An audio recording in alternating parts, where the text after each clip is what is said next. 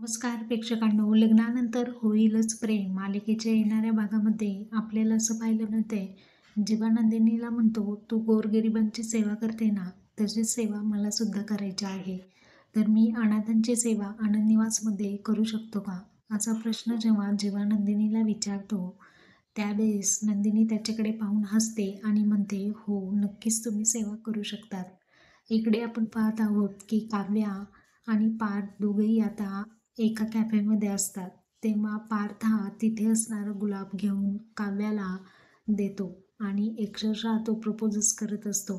त्यावरती काव्या म्हणते, पार्थ तुम्ही तुमचे लिमिट्स क्रॉस करताय. त्यावरती आता पार्थ काव्याला म्हणतो, I know my limits Kavya. असं त्यानेही छान असं उत्तर काव्याला दिलेलं असतं. आणि आता पाहूयात येणाऱ्या भागामध्ये या दोघांची स्टोरी आपल्यासमोर कोणत्या पद्धतीने येणार आहे आणि काव्या कशी रिॲक्ट होईल ते.